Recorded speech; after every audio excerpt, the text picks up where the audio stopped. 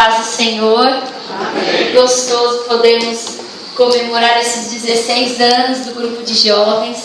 Estou muito feliz, né? Porque todos os anos Deus prepara um grupo que se levanta, que diz eu quero, né? Participar desse congresso. E o que eu mais amo em tudo isso, claro que é sim o fato de agradecer a Deus por cada ano, porque só o Senhor sabe as dificuldades que acontecem dentro de um ano, né? Tantas ofertas que o mundo nos oferece para que a gente saia da presença de Deus. Então, comemorar o congresso de jovens é dizer assim: por mais um ano, Deus nos guardou. Amém. Por mais um ano, nós conseguimos vencer o maligno, porque a palavra de Deus está em nós. Então, é uma gratidão muito grande, porque ao mesmo tempo que estamos aqui, como ontem o pastor Luciano disse, infelizmente a gente olha às vezes e fala: nossa, o ano passado meu amigo participou, esse ano ele já não está aqui. Nossa, eu lembro que em 2012 tinha mais jovens do que agora, e esse ano teve menos, né? Então, a gente sabe que é uma realidade. Quantos jovens se afastam do Senhor? Quantos jovens dentro de um ano se perdem e abandonam tudo? Então, estar aqui nessa manhã é muito gratificante. É dizer, como a palavra de Deus diz, até aqui nos ajudou o Senhor.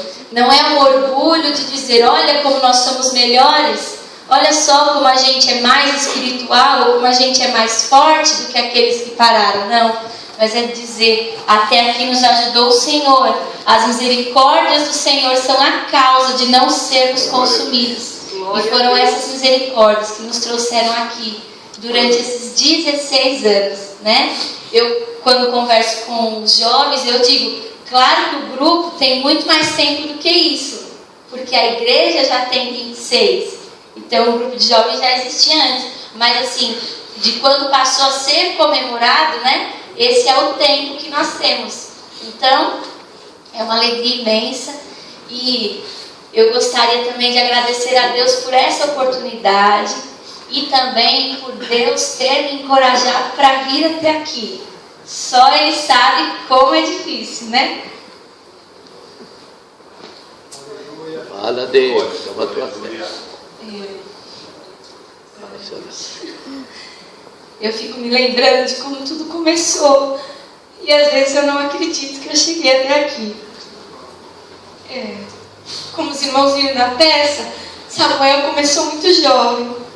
E às vezes eu agradeço a Deus por ter tido o mesmo privilégio que Samuel, de ter sido gerada e criada na presença de Deus. Amém. E mais do que isso, além de ter tido a oportunidade, eu agradeço porque o Senhor, Ele trabalhou no meu coração, para que o meu coração fosse inclinado para Ele. Porque eu também sei que muitos crescem, nascem, mas não permanecem, não conseguem entender o valor disso tudo, né? Então, pela misericórdia de Deus, um dia muito pequeno ainda, eu entendi o valor que era estar na presença de Deus.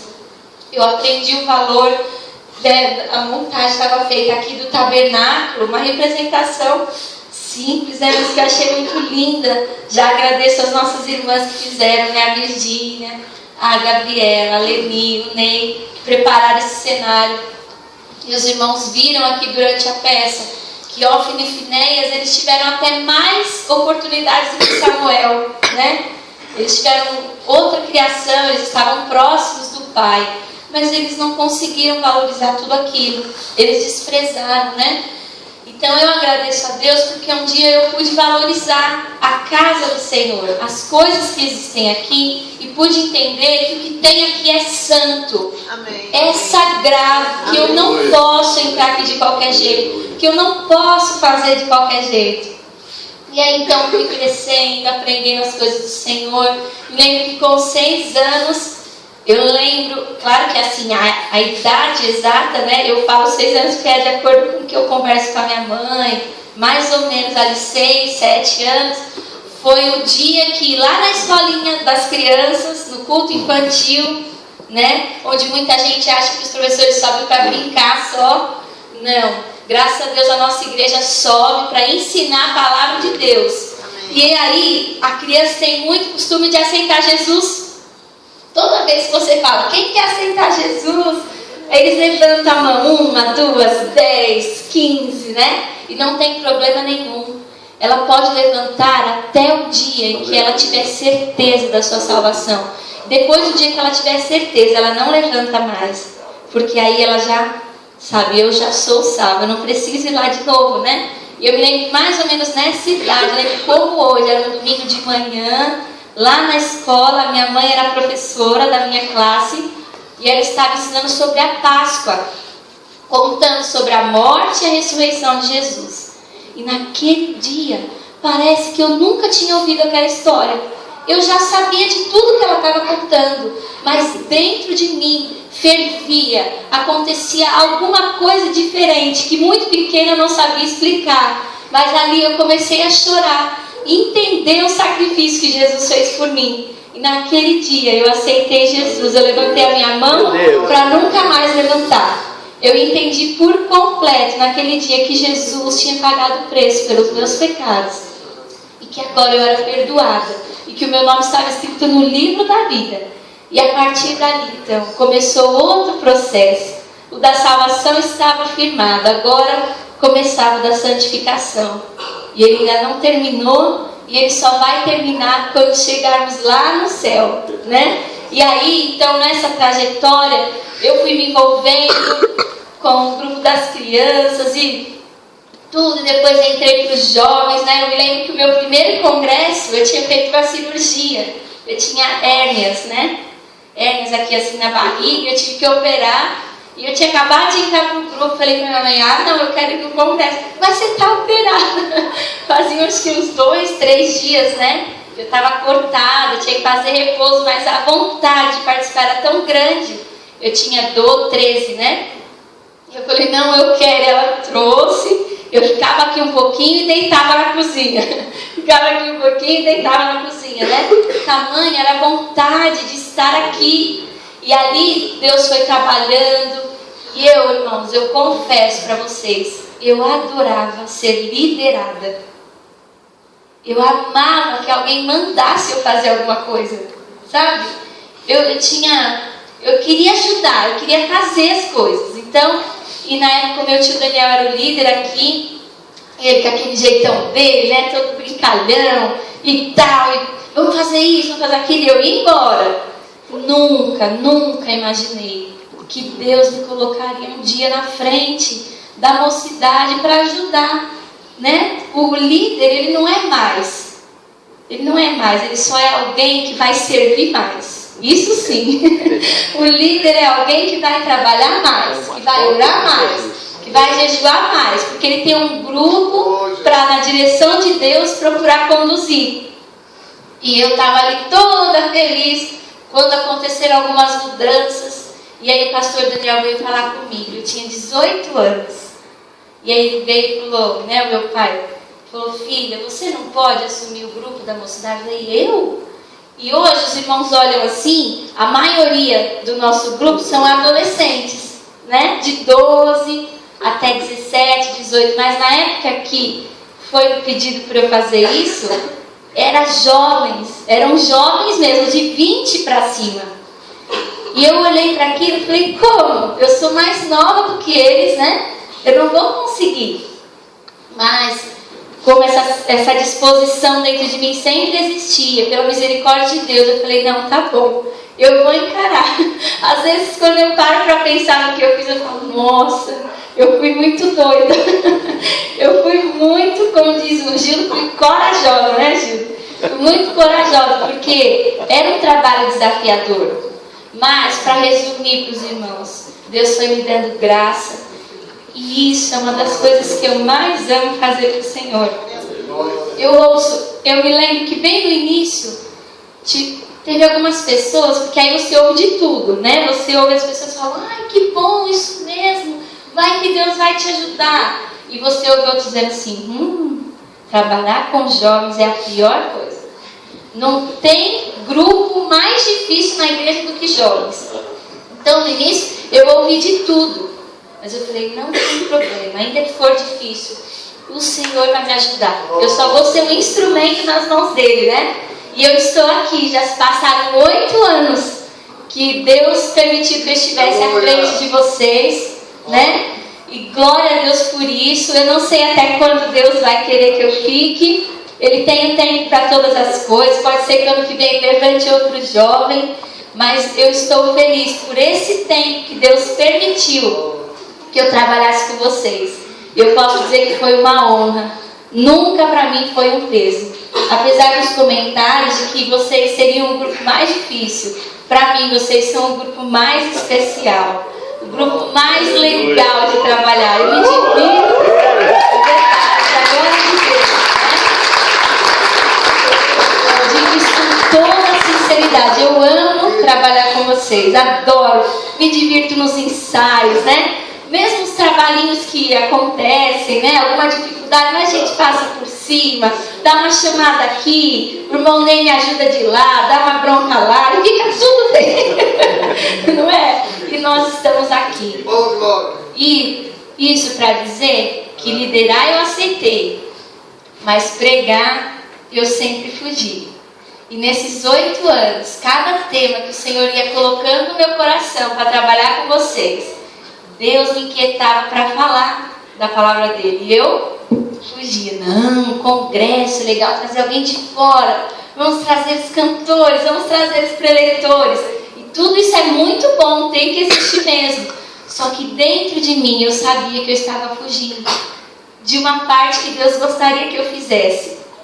Minha mãe sempre falava, filha, o que Deus colocou no seu coração para ministrar, ninguém vai ministrar. O pastor vai vir, vai falar, vai ser uma bênção, mas não é o que Deus tinha colocado. E aí eu, não, mas aí eu, olha a desculpa que eu dava. Não, aí, sabe o que eu faço, mãe? Nos ensaios eu vou falando, né? Eu vou falando que Deus mandou, que Ele colocou no meu coração. E já está ótimo. E aí quando chegou esse ano, irmãos, não conseguíamos ninguém para o domingo de manhã. E dentro de mim eu lembrando, né? E quer, não pai, liga pro outro. A gente tentou alguns cantores, não tinha data, enfim. Aí eu me lembro que uma terça-feira eu fiquei muito ruim, na quarta eu pedi para os irmãos me ungirem. Estava o Rodrigo Rosa, ele e eu aqui, né? Eles oraram por mim, eu pedindo pela minha saúde. E aí Deus, usando a boca deles, disse assim, filha, por que você está com medo? Eu já te dei a palavra. Meu Deus. Eu quero que você fale, eu vou te usar e tal. E aí, eu falei, ai meu Deus, e agora, né? Foi juntando.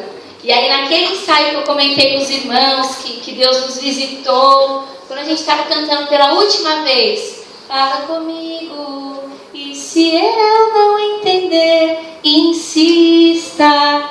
Aí eu ouvi aquela voz mansa, suave. Isso que eu acho lindo de Deus.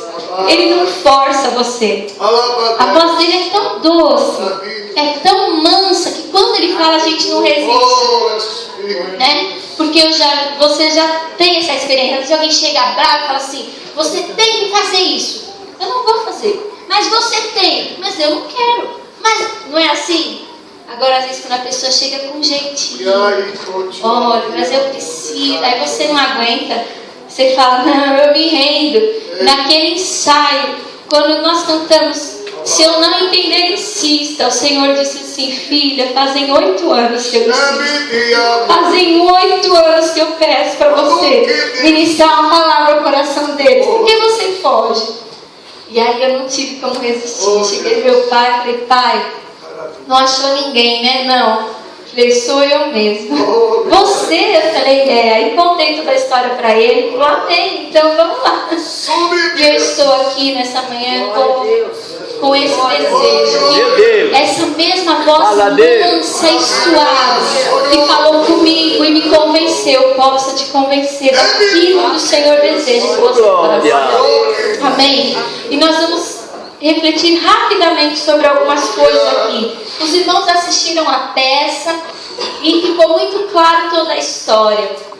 E eu gostaria de apontar algumas coisas que a gente pode aprender com tudo isso que assistimos aqui. A história é linda, mas o que ela tem a ver com a nossa vida? O que podemos aplicar desse texto para nós? Então a primeira coisa, né, quando Eucana falava que subia para adorar o Senhor, o Todo-Poderoso, aqui já tem um ensino para nós, como nós temos enxergado o nosso Deus.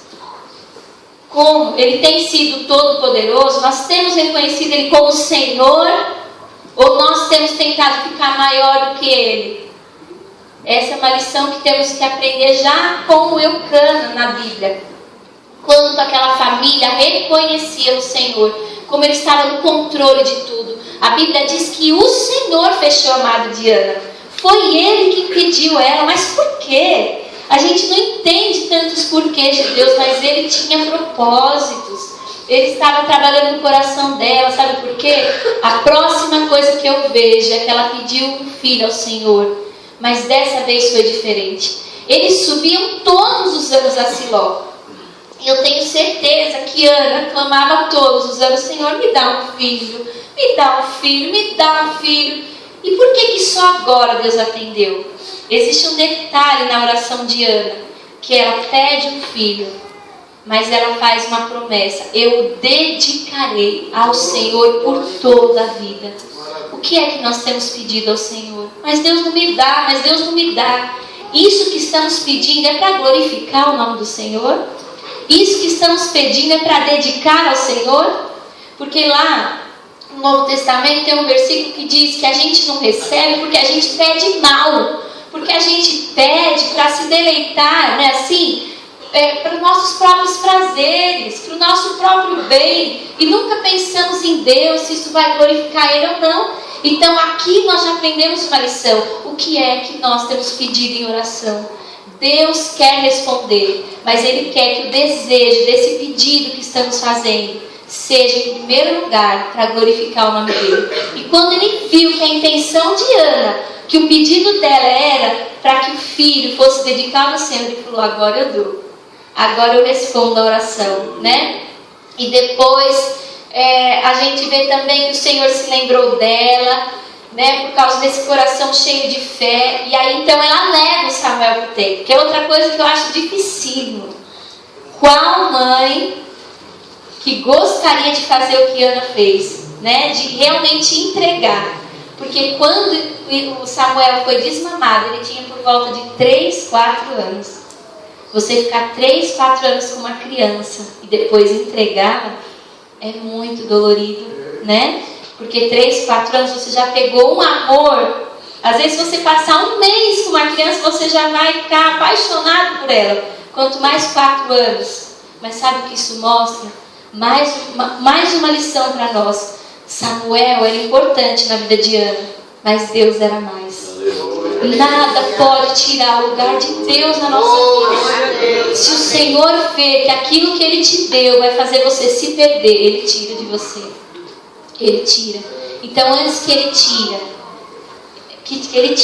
entregue a Ele. Aleluia. Faça como Ana, não se prenda a nada. O que é o Samuel hoje na sua vida?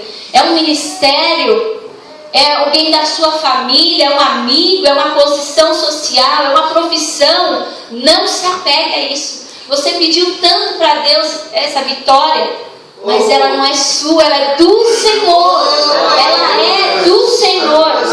Aí nesses dias a nossa irmã Eixa, né, aquela cantora tão abençoada, ela perdeu um dos seus filhos. E ela colocou uma postagem no Facebook, minha mãe contou para mim. Eu achei aquilo a coisa mais linda, e cabe nisso que estamos falando, de que nada toma o lugar do Senhor, né? Ela colocou que assim, uma mãe tinha 2 filhos, né? E eles foram viajar. Nessa viagem, um acidente, os 2 filhos morreram. E o esposo estava viajando e ela pensou: e agora? Como que eu vou contar para o meu marido? E foi tudo tão de repente, não teve nem como avisar para ele voltar, nada. Ela teve que enterrar os filhos sozinha, aquela dor, aquele desespero. E agora o marido tinha problema cardíaco. Ela falou: e agora? A hora que eu contar, ele vai se desesperar e só falta perder meu marido também. Então ela teve uma ideia.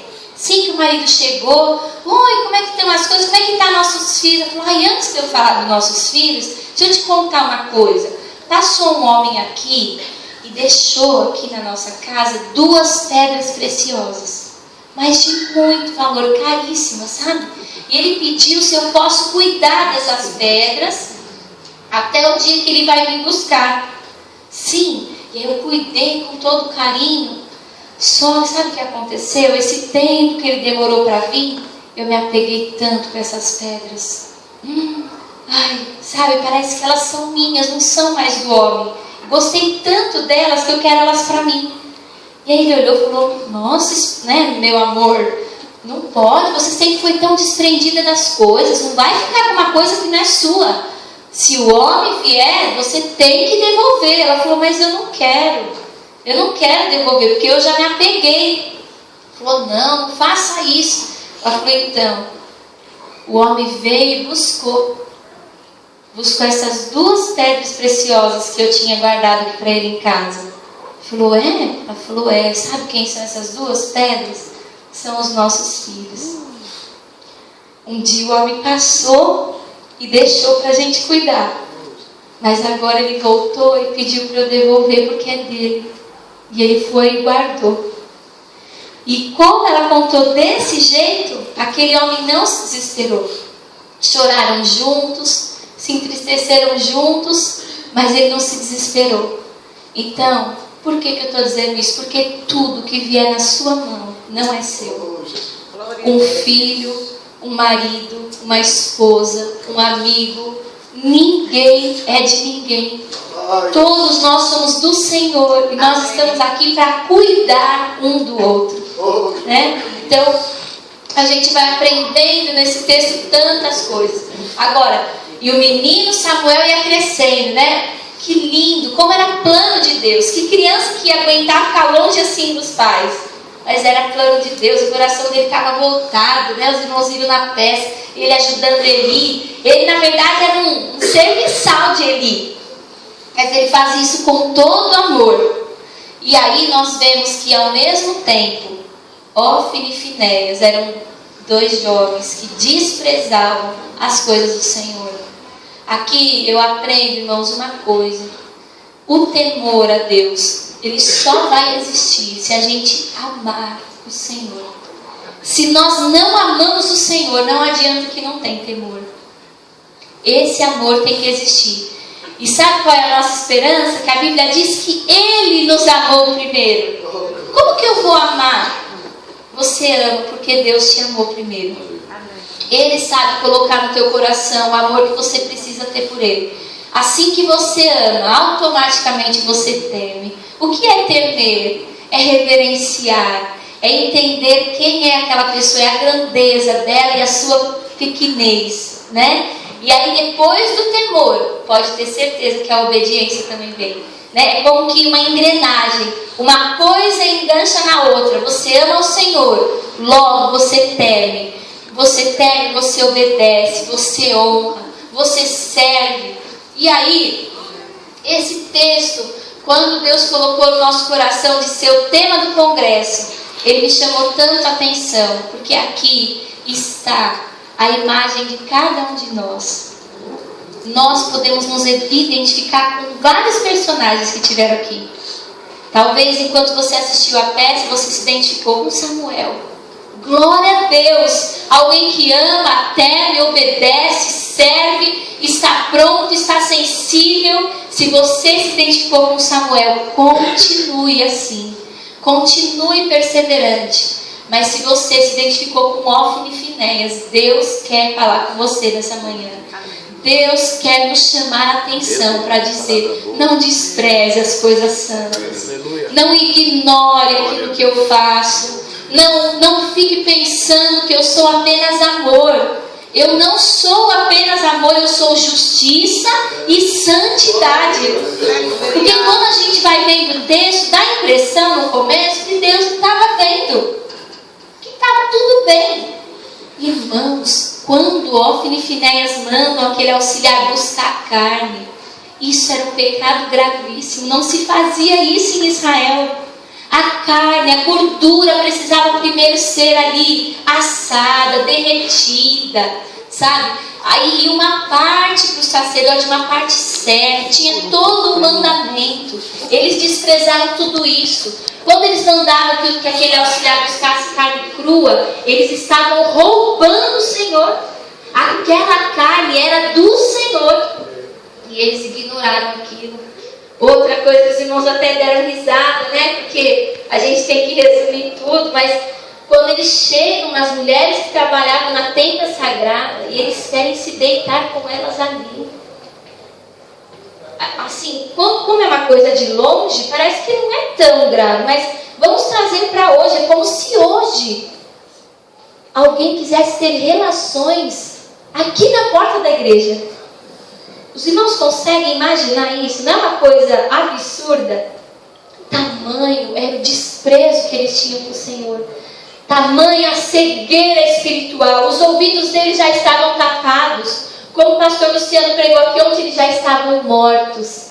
Eles já tinham passado pela janela, eles já tinham tido sono profundo e agora eles estavam mortos. Eles já não ouviam, não enxergavam, não sentiam. Tudo para eles era normal. O tempo era um lugar comum.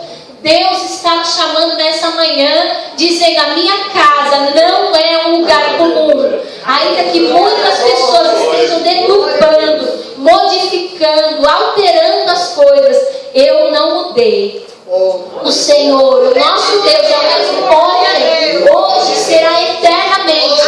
Se Ele disse que isso é pecado hoje, amanhã vai continuar sendo, e depois de amanhã também.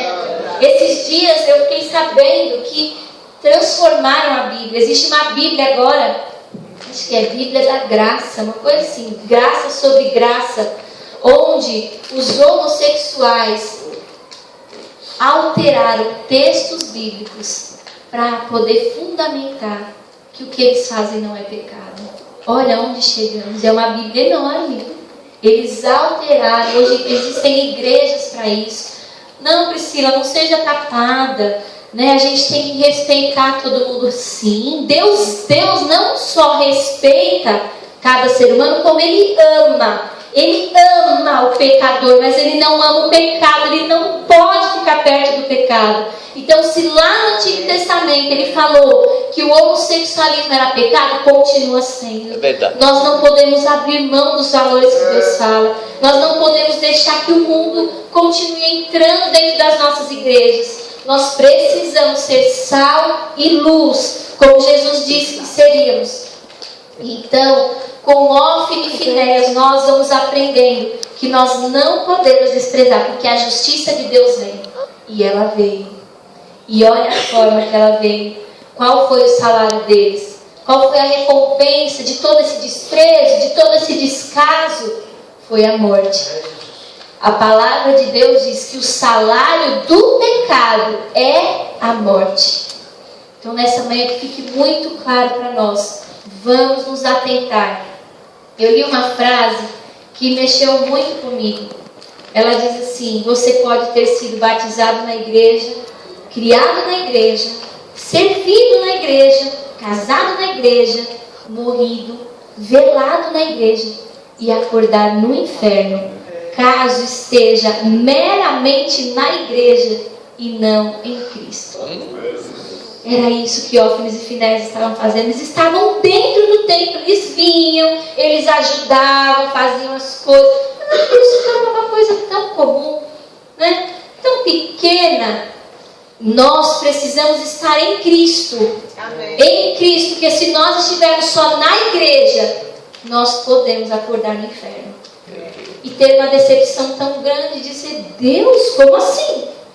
Eu fazia tantas coisas na igreja, isso aqui na igreja. Aí Deus vai falar: não te conheço.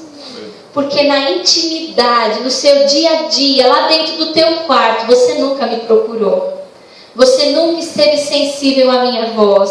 Você nunca escutou eu te chamando. Ou você escutava, mas você me ignorava. Já imaginou, irmãos? Deus quer nos livrar desse mal, dessa tragédia que é ouvir dele que ele não nos conhece, né? Então, fica aqui uma pergunta para nós. Nós somos convertidos, nós estamos em Cristo ou nós somos igrejados? nós estamos acostumados com tudo. Eu já sei como o culto vai acontecer, eu já conheço. Não, Deus está nos chamando para o novo. Samuel estava ali dentro, vendo maus exemplos, mas ele queria mais, ele continuava fiel, ele continuava obediente. Deus espera de nós essa obediência que ele encontrou em Samuel. E aí, a outra coisa para a gente terminar, que me chamou muito a atenção, foi do próprio Samuel. Olha só, ele servia ao Senhor, ele temia, ele ajudava Eli. Mas a Bíblia é clara em dizer que ele ainda não conhecia o Senhor. Ele ainda não tinha tido uma experiência pessoal com Deus. E aquilo me inquietou. Eu mesma falei, Senhor, eu estou há tanto tempo na igreja. Será que eu te conheço? Será que quando o Senhor fala comigo eu reconheço a tua voz? Ou eu confundo, como Samuel confundiu? Penso que é Eli, penso que é o pastor, penso que é coisa da minha cabeça, né? Então, essa pergunta, ela tem que sempre estar no nosso coração. Por quê? Não como dúvida, eu vou viver a vida inteira então duvidoso, achando que eu não conheço a Deus, não é isso. Mas Deus quer que a gente seja inconformado. Deus quer que a gente seja descontente. Em que sentido?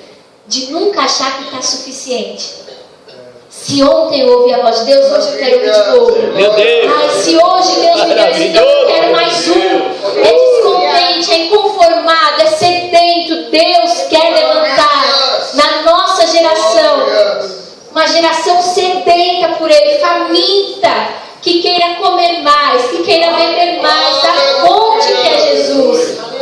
Então, quem sabe que nessa manhã alguns se encontrem como Samuel, estando no lugar certo, fazendo a coisa certa, com a intenção certa, e ainda não conhece o Senhor. Mas eu creio que Deus já está falando conosco. Amém. E se nós ainda tínhamos alguma dúvida, a partir de hoje Deus vai começar a se revelar a cada um de nós. Porque lindo, como diz esse louvor, fala comigo, e se eu não entender, insista. Deus continua insistindo. Ontem a Sara falou que isso é tão lindo em Deus, né? Que Ele continua insistindo até a gente entender. Até a gente entender. Então, se você ainda não entendeu, saiba que Deus vai continuar chamando. E Deus, Ele chama pelo nome. Ele nunca vai chamar você pelo apelido. Ele não vai dizer, ei, ô cara, ô menino, ô menina. Nunca. Deus chama pelo nome. Aleluia. Sabe o que isso significa? Ele sabe quem você é. Ele sabe quantos fios de cabelo tem na sua cabeça. Ele sabe o seu DNA. Foi Ele que te formou no ventre da tua mãe. Ele sabe tudo de você. E é por isso que nós temos, eu quero ouvir a voz do Deus que me criou. É Ele que me gerou, que me formou. Ele sabe muito mais. Quando Deus diz o nosso nome, não é só o nosso nome. Ele está dizendo tudo a nosso respeito. Não é? Porque quando alguém diz assim, Adriana, milhões de coisas vêm à cabeça.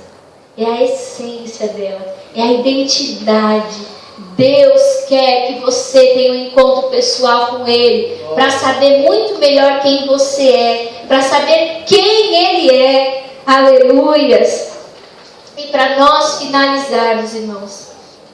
Para nós finalizarmos. Eu acho lindo a frase final de Samuel, né? Quando ele diz assim, fala, Senhor, porque o teu servo ouve. Olha, se a gente reparar, quando é que a gente diz para alguém, fala, pode falar. Quando é que a gente faz isso? Quando a gente está interessado em ouvir, não é? Porque quando a gente não quer ouvir alguém, oi, tchau, viu? De longe, tá bom, né? Mas quando a gente tem vontade de conversar com alguém, a gente sempre dá e fala, pode falar, vamos conversar, vamos bater um papo, não é assim? Naquele momento, depois que a dúvida do coração de Samuel saiu, achando que era Eli, e ele foi orientado, que é o Senhor, ele disse, fala. Aleluia. Ele podia ter falado outra coisa. Oi, o que o senhor quer, hein? fala. Ele quis dizer, eu tenho vontade, eu quero ouvir a tua voz. Meu Deus. Ninguém mandou, ninguém me obrigou, eu que quero, fala. Pode falar. Eu quero conhecer essa voz que eu não conhecia até hoje. E aí ele diz, fala, ó Senhor. Ele reconheceu a grandeza de Deus.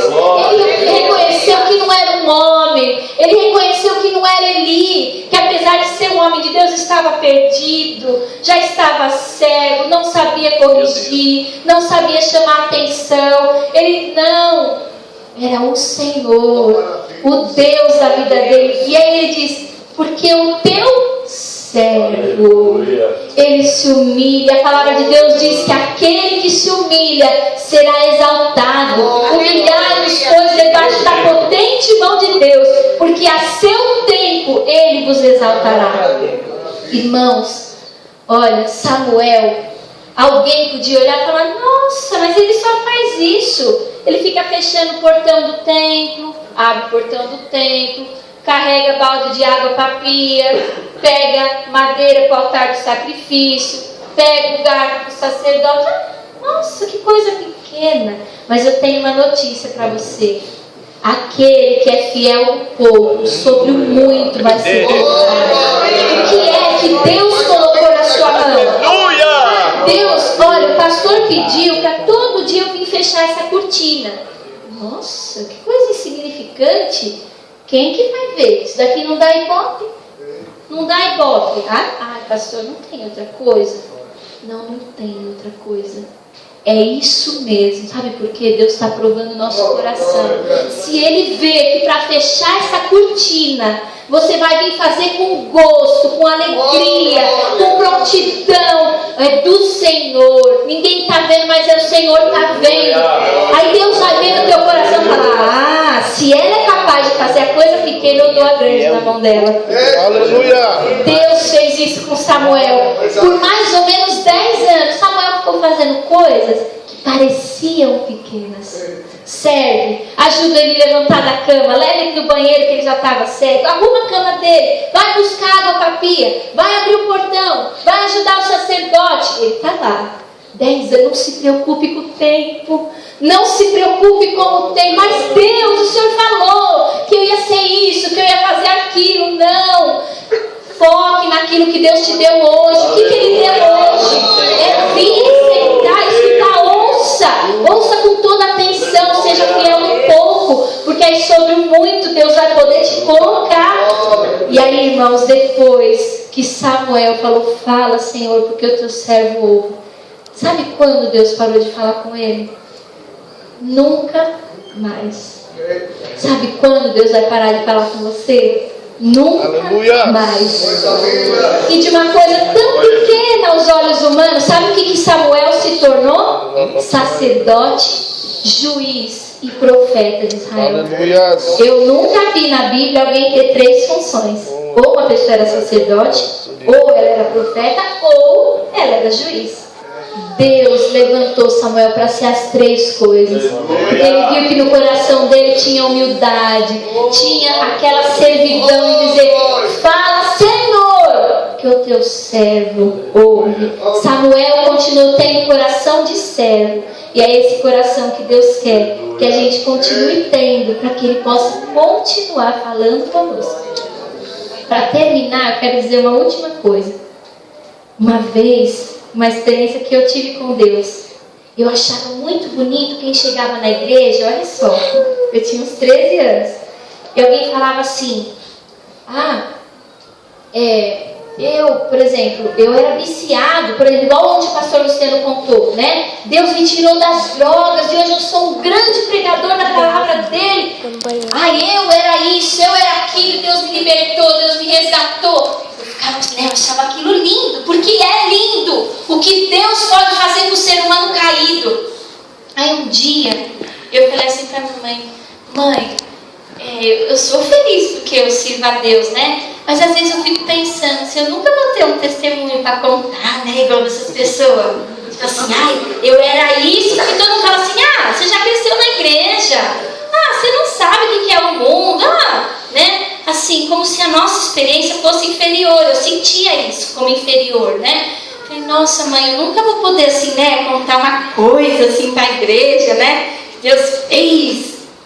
Ela falou assim, filha, você quer coisa maior do que nascer na igreja e nunca ter saído? Eu fiquei assim. Ela falou, filha, Deus tem prazer de restaurar o pecador, mas Ele tem mais prazer ainda que alguém não saia da presença dEle. Você não vai contar que você era uma coisa e hoje é outra, mas você vai dizer assim, eu estava aqui, eu continuo aqui, e eu quero permanecer aqui. Meu Deus! Samuel nunca saiu da presença de Deus. Ele falhou como pai, ele falhou, quem que não falha em alguma área? Mas ele nunca saiu da presença de Deus. Nunca ele deixou de ouvir a voz de Deus. Então sabe o que eu quero dizer para você que está aqui? Você é mais do que vencedor. Amém. Milagre é ver alguém sair do vício e ser transformado. Mas milagre maior ainda é você estar aqui e nunca sair daqui. O maior milagre é você entender a salvação, entender o Evangelho e nunca abandonar Jesus. Esse milagre é maior ainda do que aquele de restaurar alguém que estava perdido.